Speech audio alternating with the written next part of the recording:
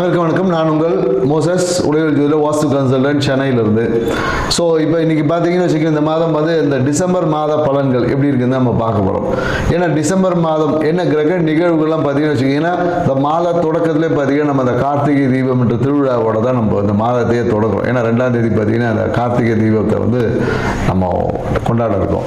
So மேலும் பார்த்தீங்கன்னு வச்சுக்கோங்க, இந்த காலகட்டம் பார்த்தீங்கன்னா கடந்த மாதத்துலலாம் கடந்த ஒரு 6 மாதமாக சனி வந்து வக்ரமாக இருந்தார். ஸோ அப்போ அந்த சனி வந்து வக்ர நிவர்த்தி ஆகக்கூடிய ஒரு வாய்ப்பு இருக்குது இந்த காலகட்டத்தில். ஸோ சனி வக்ரம் இருக்குது. ப்ளஸ் என்னென்னாக்கா குரு பகவான் வந்து கடகத்துலேருந்து மிதுன ராசிக்கு வரப்போகிறார். ஸோ இந்த மாதிரியான நிறைய கிரக மாற்றங்கள், கிரகத்தோடைய தன்மைகளுடைய மாற்றங்கள் இந்த மாதத்தில் இருக்கிறதுனால இந்த டிசம்பர் மாத பலன்கள் வந்து நிறைய பேருக்கு ஏதோ ஒரு விதத்தில் ஒரு மாற்றத்தை கொடுக்கக்கூடிய ஒரு மாதமாக இந்த மாதம் அமைய போகிறது.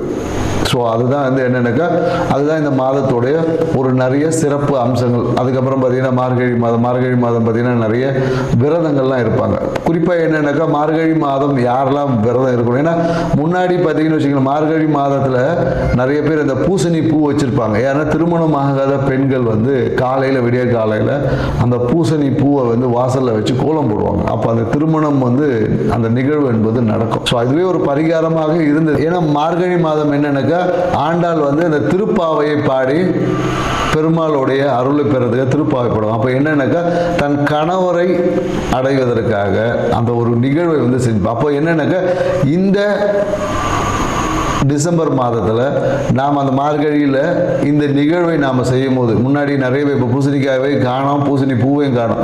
அந்த பூசணி பூவை வைத்து நீங்கள் வந்து அந்த காலையில் பிரம்ம முகூர்த்தத்தில் ஒரு கோலம் போட்டு, ஏன்னா நிறைய பேர் என்னென்னாக்கா கோலத்தை நைட்டே போட்டு வச்சுருவாங்க. சரி, அதுக்கு அதாவது எந்த காலத்தில் எதை செய்ய வேண்டுமோ அந்த காலம் என்பது ரொம்ப முக்கியமானது.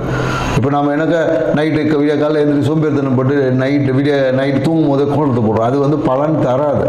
ஏன்னா காலையில் பிரம்ம முகூர்த்தத்தில் பார்த்தீங்கன்னா நம்மளுடைய அந்த ஓசோன் மண்டலம் வந்து ரொம்ப நம்ம பூமிக்கு நேரில் இருக்கும். அப்போ வந்து நமக்கு கிடைக்கக்கூடிய காற்று வந்து நமக்கு வந்து ஆக்சிஜனை வந்து தரமான பிராணகினை நம்ம சுவாசிக்கும் போது ஆக்சிஜன் O2 போயிட்டு உள்ள O3 மாறும்.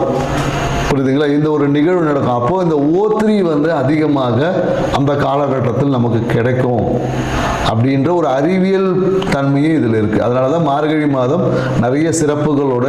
அப்போ திருமணம் தள்ளி போகக்கூடிய நிறைய பெண்கள் இந்த காலகட்டத்தில் நீங்கள் அந்த பூசணி பூவை வச்சு அந்த சாணி மேலே பூசணி பூ வச்சு கோலம் போட்டு நீங்கள் வரும்போது உங்கள் வாழ்க்கையில் அந்த திருமணத்திற்கான அந்த ஒரு தன்மை வந்து உங்ககிட்ட மேலோங்கும்.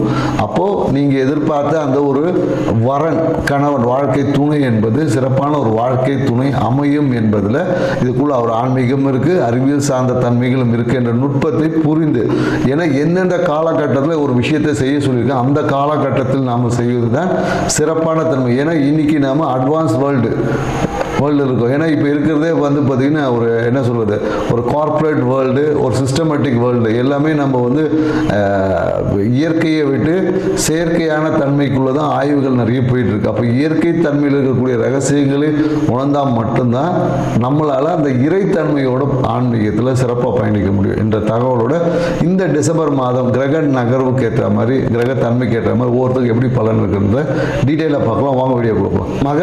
மகர ராசி அன்பர்களுக்கு பார்த்தீங்கன்னா இதாக ராசி அதிபதியான சனி பகவான் பார்த்தீங்கன்னா கடந்த ஒரு 6 மாதமாக வக்கரம் அடைஞ்சு பல்வேறு தொல்லைகளை கொடுத்துருப்பார். ஸோ இப்போ பார்த்தீங்கன்னா இந்த வக்கர நிவர்த்தி அடைந்து உங்கள் வாழ்வில் அற்புதமான பலன்களை கொடுக்க போகிறார் அப்படின்றதான் விஷயம். ஏன்னா இந்த காலகட்டத்தில் நிறைய பேருக்கு இந்த சொந்தமாக ஒரு வீடு வாங்கணுன்ற முயற்சிகள் எடுப்பாங்க. இல்லை புதிய வாகனம் வாங்கணும், இந்த மாதிரியான நமக்குன்னு ஒரு வண்டி வாங்கணும்ப்பா, அதுவும் 4 வீலர் வாங்கணும், பைக் இருக்கிறோம், கார் வாங்கணும், சைக்கிள் இருக்கிறோம், வண்டி வாங்கணும், இந்த மாதிரியான எண்ணங்கள் எல்லாமே நிறைய பேருக்கு உதிக்கும். ஸோ அதுக்கான முயற்சிகளை ஈடுபடுவாங்க. இல்லை நிறைய பேர் எனக்கு வீட்டிலேயே வந்து தொழில் அமைப்புகளை வச்சுக்கிட்டு வீட்டிலேயே இருந்து தொழில் செய்யலாம்ன்ற ஒரு அமைப்புகள் எல்லாமே இந்த காலகட்டத்தில் உருவாகும். பொதுவாக என்னென்னாக்கா நண்பர்களோட இந்த காலத்தில் வெளியே போகக்கூடியவங்க வந்து ரொம்ப கவனமாக இருக்கணும்.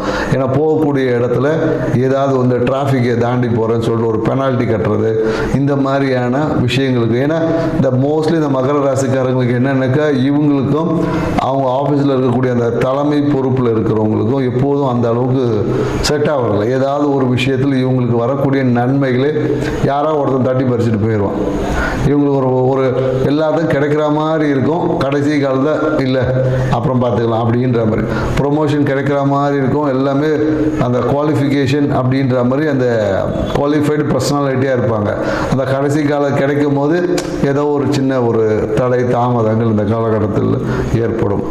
அதே போல் நிறைய பேருக்கு இந்த காலகட்டத்தில் திடீர் அதிர்ஷ்டம் மாதிரி திடீர் ப்ரொமோஷன் நிறைய பேருக்கு கிடைக்கும். ஏன்னா நம்மக்கிட்ட எது பிரச்சனையாக இருக்கோ அந்த பிரச்சனையே சரி செய்தால் தான் அதிர்ஷ்டமே.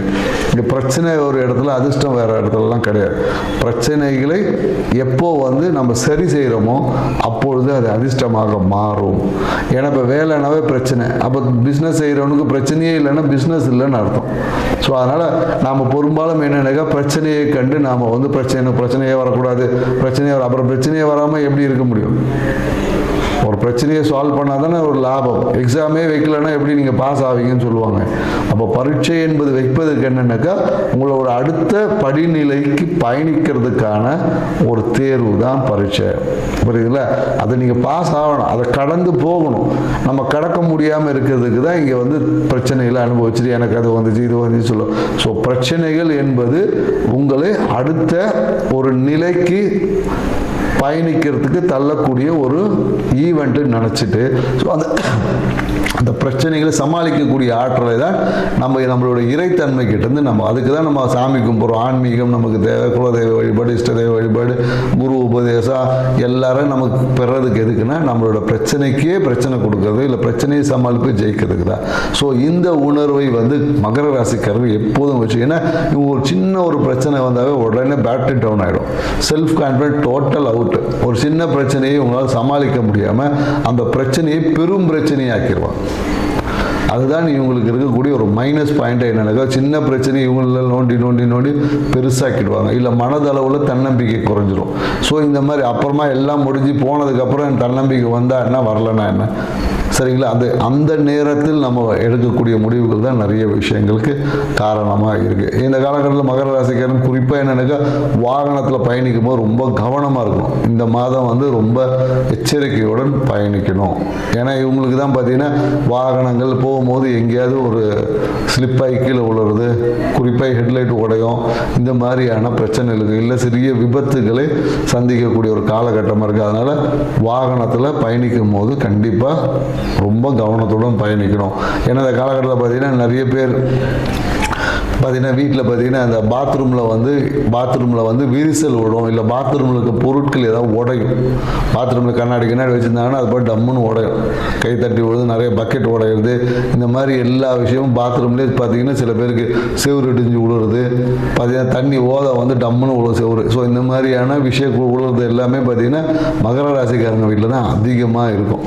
அந்த தண்ணி ஓதம் பாத்ரூமே இடிஞ்சு விழுறது, இல்லை பாத்ரூமில் விரிசல் விடுவது, இந்த மாதிரியான விஷயங்கள் எல்லாமே இருக்கும். ஸோ அதனால் என்னென்னாக்கா மகர ராசிக்காரங்களுக்கு குறிப்பாக இந்த காலத்தில் என்னென்னாக்கா பாத்ரூமில் லைட்டு ஃபீஸ் போகாமல் இருக்காது. ஆனால் நீங்கள் மகர ராசிக்காரங்களான்னா கண்டிப்பாக பாத்ரூமில் ஃபீஸாவது போகும். ஸோ இந்த மாதிரி நிகழ்வுகள் எல்லாமே மகர ராசிக்காரங்களுக்கு இருக்குது. ஸோ பிரச்சனைகளை எதிர்கொள்ளக்கூடிய ஆற்றலை வளர்த்துக்கு, ஏன்னா உங்கள் ராசி அதிபதியான சனி பகவான் பார்த்தீங்கன்னா 3ஆம் இடம் விஜய வீரிய ஸ்தானத்தில் உங்களை அப்படியே ஒரு ரெஃப்ரெஷ்மெண்ட் பண்ணி வச்சுருப்பார். ஏன்னா சனினாவே ஸ்லோவாக நகரக்கூடிய கிரகம் தான் சொல்லுவோம். ஆனால் அந்த சனி கொடுத்தா தடுக்கிறதுக்கு யாரும் இல்லைன்ற ஒரு விஷயமும் இருக்குன்றதை புரிஞ்சுக்கிட்டிங்கன்னா உங்கள் வாழ்க்கை ரொம்ப சூப்பராக இருக்கும். நன்றி, வணக்கம்.